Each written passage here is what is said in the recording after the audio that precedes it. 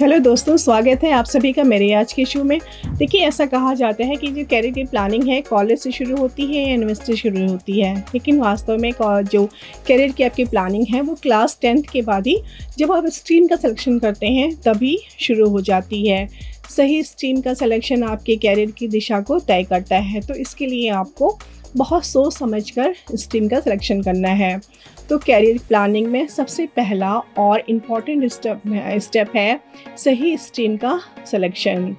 Arts, science, commerce, हर stream की अलग अलग करियर ऑप्शन आपको देती है और सोसाइटी में अक्सर स्टूडेंट की एबिलिटी को उसके स्ट्रीम से जोड़ा जाता है, जिससे क्या होता है कई बार स्टूडेंट प्रेशर में आके गलत निर्णय ले लेते हैं और गलत स्ट्रीम का सिलेक्शन कर लेते हैं।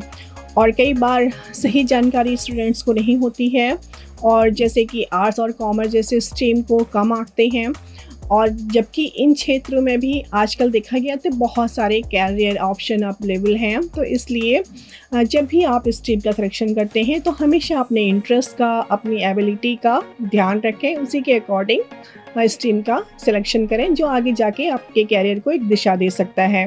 साथ ही चुनौतियों के लिए तैयार रहें। जब आप स्ट्रीम का सिलेक्शन करते हैं तो वहाँ पर आपको मेंटली इस बात के लिए तैयार होना है कि हर स्ट्रीम आपसे हार्ड वर्क मांगती है और आपका डेडिकेशन भी मांगती है। तो इस बात का ज़रूर ध्यान रखें, अपने गोल को क्लियर रखें कि आगे जाके आपको क्या करना है। साथ ही सही जानकारी के आधार पर ही आप डिसीजन लें, क्योंकि आप शायद नहीं जानते हैं 93% जो छात्र होते हैं, स्टूडेंट होते हैं, वो करियर ऑप्शन से अनजान होते हैं।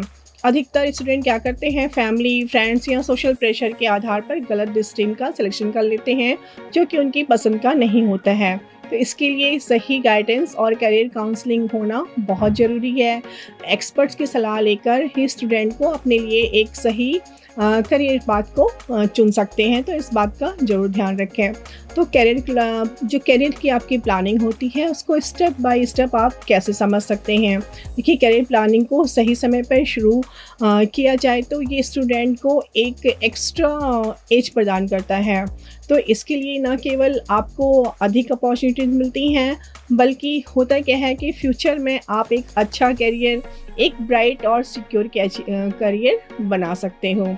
तो आपका जो स्ट्रीम सिलेक्शन होता है, स्ट्रीम सिलेक्शन से जब आपका कैरियर शुरू होता है तो उसका एक रोड मैप है। अगर उस रोड मैप की बात करें तो उसको हम ऐसे समझ सकते हैं स्टेप बाय स्टेप कि सबसे पहला स्टेप होता है कि आपकी स्ट्रीम का असेसमेंट, जो स्टूडेंट की इंटरेस्ट और उनकी एबिलिटी के आधार पर स्ट्रीम का वैल्यूएशन।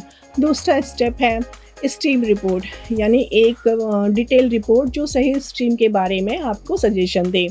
तीसरा स्टेप है काउंसलिंग सेशन, स्टूडेंट के लिए सर्वश्रेष्ठ करियर ऑप्शन कौन सा होता है, इसके लिए काउंसलिंग। चौथा स्टेप है प्रोफाइल बिल्डिंग, करियर की दिशा में एक ठोस शुरुआत के लिए, यानी आपका स्ट्रीम, आपकी इंटर्नशिप, आपका वर्क एक्सपीरियंस, आपके सर्टिफिकेट, आपकी एक्स्ट्रा करिकुलर एक्टिविटीज़ के साथ एक प्रोफाइल को बनाना।